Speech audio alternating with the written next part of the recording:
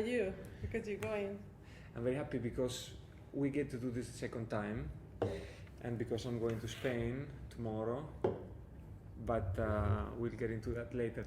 Thank you for being here again. Yes, sorry about the first time. For the people that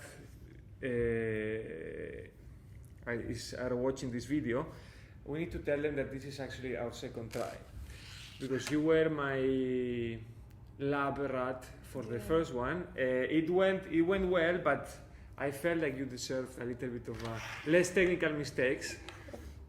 And probably we said way too many words, and we offended a couple of people in the first trial because we felt like we could make mistakes. So I wanted to do a second version, and I wanted to do a second version in which we focus more on what you do, instead of just probably me overstepping a little bit too often. So the first thing I like to explain in the video before getting into conversations, I try to give a little bit of context regarding why the person in front of me is sitting in front of me. So Amy Company Butler from Ibiza, Mallorca, Spain, you are my office partner. Mm-hmm. It's actually a weird title because we don't work in the same company, yes. But we work in the same space, which mm-hmm. is a thing of the modern times, this new approach that we have to office spaces. And I think despite the times, which are a little bit annoying for everyone, I think our idea is quite functional, mm-hmm. as I represent companies that make interior design materials and furniture, and you use them. Mm-hmm. But not only because of that, not only because you do projects and I can hopefully make some profit out of it, mm-hmm. but because for me as a professional in the supplier side, it's very valuable to know your opinions, to know what you care about, what you're looking for in a product, to know what the mistakes that we do, and so on. So I wanted to go a little bit into this. But first, tell me about yourself. How are you? Are you going to Spain as well or not? No, not yet. Let's see. I have a project lined up now, and then hopefully in September maybe I can go if things continue to go well. Let's see. Let's finish it. Your problem is that you have too many clients. Yeah. No. Well, yes, and then yes, it's okay. I can't complain, honestly. I can't complain. But you've started House of Butler in January 2019, right? Yes, 2020 actually. 1.5 years now I've been running. Yeah, 2019. We are in 2020. Sorry. It's okay. So my question is, so before you were at Foster's, mm-hmm. Yeah. One day you decide you want to make it on your own, mm-hmm. and then how did you have a project at the beginning? No. Did you have clients already? How did that happen? How much time did it pass between you opening the company, you advertising yourself, and then finding the first clients? The thing, I never done any advertisement. Like I started I didn't even have a company registered, and I already had my first client. In fact, I renounced my position in Foster's, and then one of my colleagues came to me and said, "I have the perfect client for you." And then I was approached. At the end, it didn't work out, but I was approached to do a renovation in mid-levels then. So it was very encouraging for me that I only handled in my notice that it was 2 months. And then I already had people showing interest on my company, so it was very encouraging. I always knew I wanted to have my own company, and I always knew it was going to work out. So everything is worked out for me since I was born. So I think it's a matter of I never had all these fears about am I going to fail or is it worth it? I was dropping a job at Foster's. I was an associate there. I was pretty high up. That was really well considered by my colleagues and my boss, and I really enjoyed it. I work in amazing projects. I just built a hotel. Everything was amazing, but I never felt if I could achieve all of that, like the things that will happen after Fosters, they will be even better. So I knew that if I had done all of this, like Yes. something out there was like waiting for me, that it was going to be even better. So I never actually even doubt that I was going to be successful. Like depending on what you consider successful, I think the measure you make them your measure of success. So for me, having a couple of projects and then running the company with a little help and then just choosing who I want to work with, this is success for me for now. And now you are successful. Yes, for me this is success. Maybe like last year I had another idea of success. I wanted to have a bigger company with more people. I had like I guess you change. I think times make you change, and then you change as a person, and then your ideas change. And yeah, we I think all of us, we were obliged to change in a sense. I think I see it every day with your work, and I think you're growing at a very steady pace, not taking too many unnecessary risks, but you are more adult now. Let's say you have things figured out. There are certain relationships that you need to build with builders. There are certain clients that are easier than others, and how to manage them. But yeah, I think it's, especially in the times, if you consider yourself successful, it's something extraordinary. And I think it will go well. So I hope to be close. Yes, and I think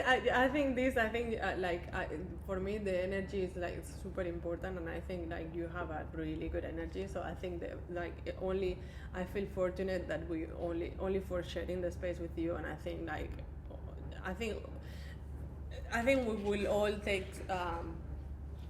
take something out of it. Yes, right? there is a good outcome. I think we have a couple of projects lined up, and I think it's interesting. Going back a little bit to the beginning, so I am interested in knowing, why do your clients come to you? What are they looking for? What I mean by this is, are they looking, did they come to you through a reference?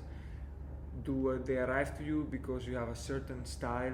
I mean, coming from Ibiza, I ask myself, does it really influence what you design? The colors, the materials, even the structure, the interior architecture. Yes, it does. It does a lot. I think my clients come to me because they're precisely looking for something different. In Hong Kong, there is a lot of like very, very, very good local designers that of course can design and can do joinery packages, and they know good builders, and maybe even better than me because they are well connected, they're local, they speak the language. But my clients come to me generally because they're looking for something different, like a more like European approach, different eye. And in fact, I'm working in 2 projects now which I'm only doing consulting, meaning there is another designer and I only come in to say this is nice, this is not nice, and then I just comment on, let's not make it look like very standard. So they come to me when they're looking for something a little bit more special, really. Okay, that's like being, you are the art director of the project. Yes, in a sense. yes, That's which is really, like, for me is really, sometimes I just, when I think about it, like they hire me because they trust my style and my opinion, and they just want me to sit there and say what is right and what is not right. And I feel a lot of responsibility on this, but it's amazing that they trust me so much. No, it's good. So how is your style? How do you define your style? I mean, we'll edit in some of the pictures of the projects that you have worked that you like the most. But if in your own words, how does it look? What do you design? I think it's quite minimal. I will say it's very laid back. I'd say Ibiza is influenced to me in this type of like very laid back style. Like everything, I try to do things very comfortable and very pared down. I don't like to put things everywhere. I like to relax when I'm at home. quite light, very, very light color palette. And then I'm very influenced by Foster's as well in the way I do details. Like so we are connected because I just wrote that in the paper. Yeah, for me it's because of my background and then experience doing details. Like I don't really care that much about putting materials everywhere. I'm making joinery and built-in everywhere. I care about how does this like edge look like in a table, and if it tapers, or how big is the radius, and like it's very I think for me design is in the details. So I'd rather have a blank space with a very nice marble table with a taper edge and like really beautiful carved wood legs, and than just have everything like full of bling and wallpaper. And yeah, it's more like detail. Okay, and is it, let's say, a coincidence, or is the philosophy of Foster and Partners the same because of the same reasons? I mean, because they follow that philosophy, that line. We do everything quite neutral. Yes. And then if we need to put an accent, we just put that one. Yes. But we don't, let's say, overcharge the design. Yes. Which is what happens in many Chinese designs, for example. Yes, I don't do that. I don't do decorate. Like for me, and this is when I talk about interior architecture and interior design, and the difference between doing decoration and doing interior architecture. And it's like I don't clad surfaces. I don't put things on top of things. I like when something is something. If it's a wall, it's a wall. It's just painted. It's a wall. We don't have to do anything with it. If it's a stone wall, let's just bring the stone out, and let's just like use the raw material to like make the decoration out of that. So it's more like, I do agree. There was an interesting topic that I talked some days ago with Emma McLean. We were just seeing some mosaics, some colors, and I commented, well, actually the fact that the tone is dimmed down, is not very bright, makes the material more sustainable. If you understand sustainable as the impact of the building or the impact of the design in the environment. The more times you do a renovation, the less sustainable the building is. So when you create a design that is quite neutral, you enlarge the longevity of the project. Yeah. And I think that's sustainable. That's actually another aspect that I don't know if Mr. Foster thought about, but it definitely comes across as something very important. So, do you agree with me? Yes, I think it's like it's a matter of creating a blank canvas, I guess, and then just leaving whoever comes in to put their touch, just with small items maybe that can be swapped and changed easily, than just like making a theme out of everything. Yes, definitely. And when I was really young, I was selling furniture. When I was 16, I think was my first or second job, and then we were told not to sell, like for example, try to not to sell color, like very bright color sofas or bookcases or furniture, because the clients will not like it after a year, and then they will try to get a refund somehow, because Spanish people, we are very cheeky, we just try to get refunds, but just advise the client to maybe just add color accents with like a small accessories, but not just to buy like a red rug or a red sofa, because then they will have to swap it faster. So can we say the name of the company? Oh, it's Con La Oca. This was Con La Oca. No, I thought you were going to say. No. It was, of course, we dealt with, we had like good brands like Tribu and Trecu. I don't know. I don't even remember them. Magis and Caligaris, like this Italian, like, but it was like it was a sales advisor job. I was super young, and it was one of those shops that is like multi-brand shop in Mallorca. Yeah, I think it still exists actually. No, because when you were explaining that, I thought about Gandia Blasco's design. That is always white, and I thought, always in the beginning, I thought it was a stylist decision, but maybe it's because they just don't want to have claims. Yeah. No, I'm joking. Well, the designs are in Gandia Blasco's case. They're, let's say, very very much defined by the Ibizan culture and so on. And architectural as well. And architectural, yes. Because they were initially done by Ramon Esteve for the house for Jose Maria. Yeah, and it was Jose done Maria by Jose, architect. I don't know. By the owner, they Jose say. Maria. Jose Maria. Good. What about the materials? Okay, I worked in tiles for many years, and we used to sell wood-looking tile, marble-looking tile, stone-looking tile, and that's a bit controversial within the designer community. What do you think? I hate it so much. Yes, I hate it. I think wood has to be wood.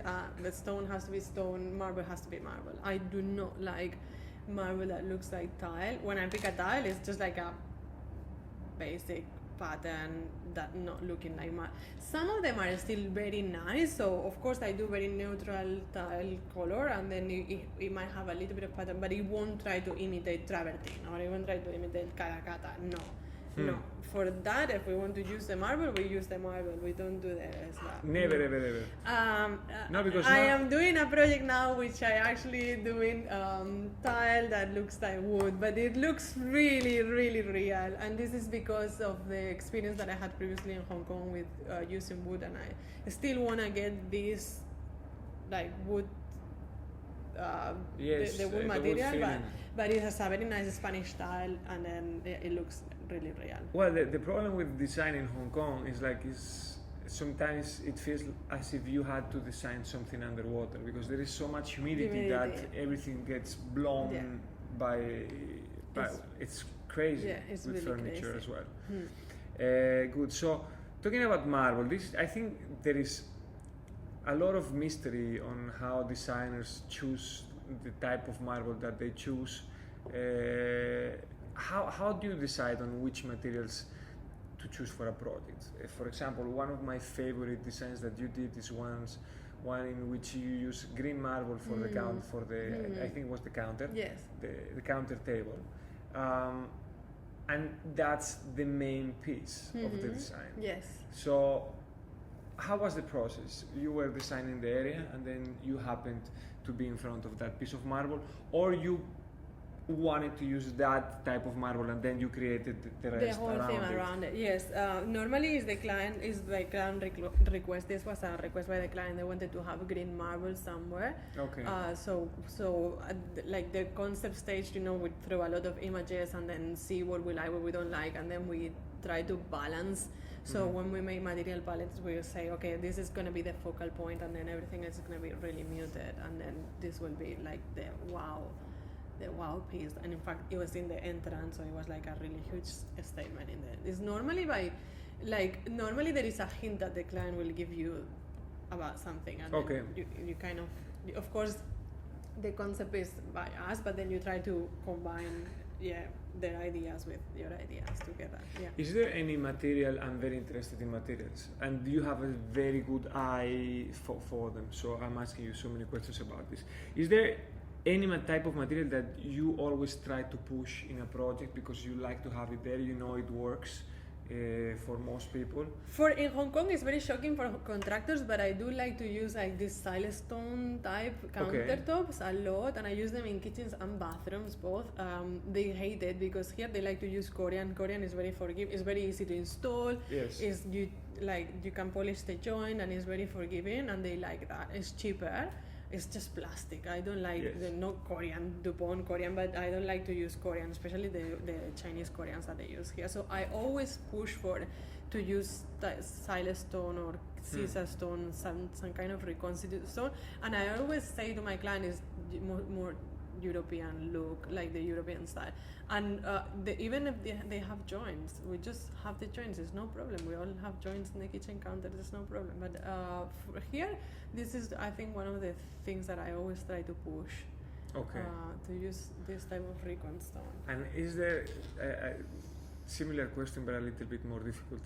Is there any special material or trend that clients want that you need to swallow and you need to use despite hating it? Yes, I think I told you this before. But in Hong Kong, most of the clients, this doesn't happen anywhere else in the world. In Hong Kong, most of the clients want to have a massage chair. It's not a trend. It's not a trend. It's not a trend. It's just a massage chair. They are like people here. They just love massage chairs. Can you imagine how much like I nearly once quit a project because of this, because you have everything, you've drawn the plans, we are in construction, we buying furniture, and then all of a sudden, because the clients are cheeky, and then they know that this is not a design item, and then you won't want to put it, and then you will argue back. So they will tell you last minute, I want a massage chair, and then your whole wall will collapse. It's like, because there's no way you can make a massage chair look good in that design. I see the mats. I agree with you in the sense that the massage chairs are the worst invention in humankind, because they're bulky, they're ugly, they're expensive, and they're very unsatisfying. I find. Plus, we live in Asia. Come on, we you can get a massage for like nothing. $10. Yes, it's totally terrible. Do you have to fight a lot with the clients sometimes? Just like, I think I give up at some point, because I know if they want it, they will have it. I don't like to fight with my clients. I like to always keep it sweet. So I will. Well, I mean, I'm asking difficult questions, but actually what I feel from the other side of the table is that you actually have a nice, close relationship with most people. Yes. So they become a little bit like your family. I mean, up to the point in which I asked you yesterday, why don't you go to Spain with all this COVID situation in Hong Kong again? And you told me, no, I cannot leave my clients. I can't leave my It's like when there is a mother that don't want to leave their kids, you know? You can't do that to someone. You know, they put so much money and they invest so much time and so much energy, and it's very stressful time for people to renovate. Like when you buy, you know, they spend all their savings, and then they give me the keys to their house. They trust me with everything. And if I just go like, hey, I'm depressed, I'm gonna go home for like a nice holiday 2 weeks, and then just leave them, I can't do that. Like, not even like. I mean, I admire it, and I think it's something that people should value you for, because I don't know if anyone would act in the same way. I mean, now situation, just to get a little bit off topic, but situation is a little bit tough here. Yes. People in Hong Kong made a lot of sacrifices, meaning staying here, not moving for a long time. And you know, Hong Kong is a nice city, but it's a little bit claustrophobic after a while. And despite all of this, that should grant us almost no cases. Someone made some type of mistake. Someone was coming from China, and now everyone is going crazy again. They closed the beach, they closed the running paths. That's why I'm going. I mean, I might as well enjoy the last good summer in Spain. Yeah. But no, it's good. So, clients of Amy, I'm sure you are watching this video. You are very lucky. You're very lucky. I'm very lucky also. I must say. I think like the clients, like most of my clients, and I always have arguments with my friends about this. They say you can't choose your clients.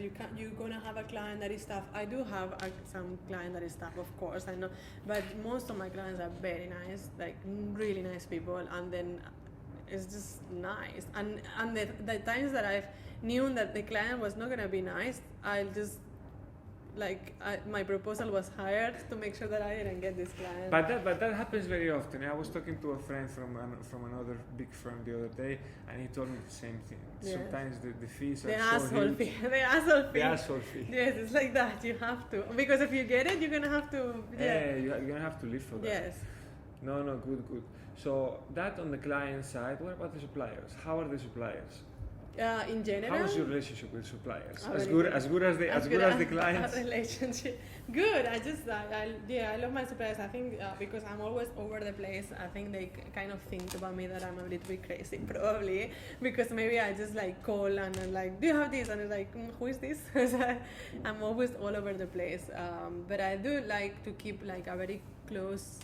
I don't have that many suppliers, I must say. I don't buy like tiles from like 10 different people or like fabrics. I do have like a few places that I like to go, and then those are my go-to always. And in fact, when some of my reps move on to other brands, I just feel like cheated on, because it's do you change the brand? Yeah. Or Well, sometimes I do. For example, Bola. Bola, I used to love Jonathan, which was the rep at Bola, and then now he's gone, and it's like, I don't want to buy Dombrag. I like but Jonathan is in Dombrag, so I might have to go to Dombrag now. Yes, I do like to. I think this is a very good thing for suppliers also, to keep a very tight relation, like to keep a tight relationship with your clients and designers or architects, and because of the times now, people can't buy anything. Yes. So at least you have a good bunch of friends, and then go out for dinners, and then when the things change, then things will come back. It's always like that. It's always super. And I used to work in sales before, and the reason why people will buy from me was just because I was nice to them, not because of the not because of the product. I think it's something like this. So, if what are the things that suppliers do well and the things that we should improve? From your side. From my side. Yes. How can we be useful for you in terms of communicating new products, being available? Where is the limit between being pushy. Useful and pushy?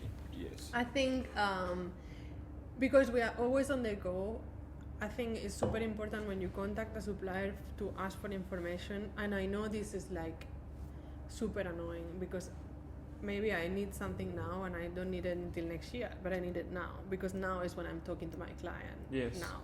And then I'm asking, like, if I need something, so if I call someone to get something, I need to get it straight away. It's like when my clients, sometimes I get super frustrated because my client would like me to review a drawing, and then the builder is on site and they're waiting for me. And we had 1 year.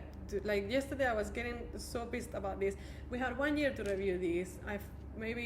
Like the drawings have been sitting there but now we need it now. So it's like, and I had to stop everything I'm doing because I need to review this drawing now. So it's the same in the same situation. Like if I need some information like from a tab, it's like I need it now, or for some fabric I need it now, because my client will come tomorrow morning, and this is very good for me. Like my suppliers always get me things straight away, and they know that they just sit and wait after that.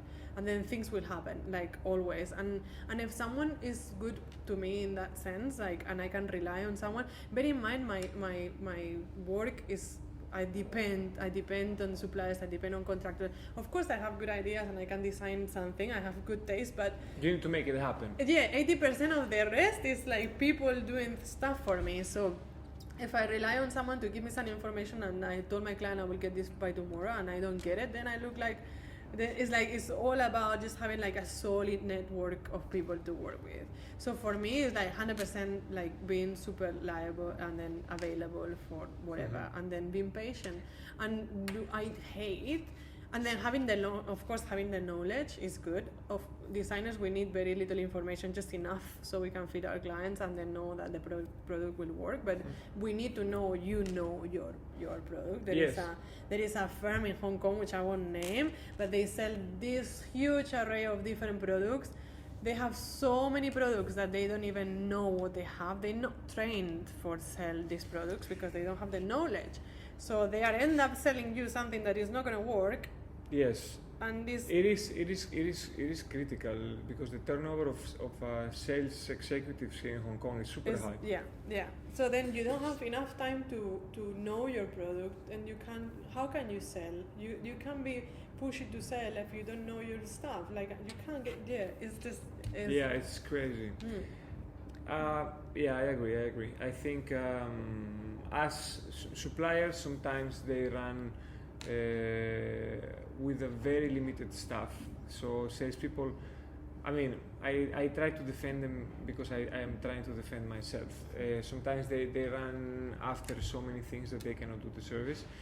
But I do agree. I think we are trying to get better, all of us, in communication, in answering, in maybe using one interesting question that one designer gave us and sharing it with the rest, so people can actually not only find information that they look for, but find answers to problems that they might encounter in the future. I think that's interesting. But as I said, I'm super happy that I share the space with you because it has allowed me to understand those areas in which we don't act in the proper way, and those areas that need improvement. So I think it's nice. I think this video, a lot of suppliers, area managers, promoters, sales directors, I think they should watch this video. I think it will be very useful for them. I want to ask you a favor. I want to ask you to come back some other day, because there are a couple of areas in which I would love to talk to you at length, but you know, the video, this one would become way too long. There is one project that you did that is super iconic that I told you many times. It's my favorite building in Hong Kong. There is the Murray Hotel you did with Foster's. So I think that deserves to do a monogram. We can talk about it with a proper production and things. And then I would love for us to do something that can be useful for new fresh graduates. I see that you have been mentoring a couple of girls here, and you are very patient, and you tell them exactly what they need to do, what they need to deliver. And for me, it's very important. I would find my success if this project of, you know, talking to cool people is useful to someone. In my case, when I was 20, 22, I missed a lot the figure of a mentor, and I think you're being a mentor to these little girls, and maybe you can be to some others. So when I come back from Spain, we do new edition. What do you think? Let's do it. Yes, I'm up for it. Do you remember the rules of the show? Which means that being cool. Being cool. No, being cool. Normally, this was actually the closest thing to an interview we have ever done. But you never use your right to interrupt me or tell me things. But I feel obliged to remind you that you have the right to do inconvenient questions, and you have the right to nominate one cool person to come on the show in the upcoming weeks. I do this because I like to meet new people, and you know, I think it can create a good chain. And then I will leave you the final words. So, Amy, it's all yours. I want to nominate to my very good friend who's just started an interior design company. She's called Katie Shan. She worked for Soho House before, and now she started her own interior business, and I think she's gonna be great. She's like a super powerful, super highly energetic woman from Tahiti, so also bringing a very cool vibe to her interiors, and I think she'll be very good to be on your show. And no, I'm super happy. So we have to tag her. Yes. And please tell her that she has to go. I'm super happy because the first 3 guests of the show are women, and all of you are nominating other women. And it's much more interesting to talk with women than to talk with men, I have to tell you. Yes, I also think so. Yes, men at the end of the day, we are a little bit boring. Okay, so any last words for posterity? Just, I think it's good. I just want to say I am Amy Butler. I am creative. You need to look there. I am Amy Butler. I'm founder and creative director of a company called House of Butler. We specialize in high-end residential and hospitality interiors here in Hong Kong, and we are doing projects worldwide with a very extensive portfolio. So if you need some interior design, just hit me. Thank you, Amy. Thank you. Thank you. Have an amazing day. So good.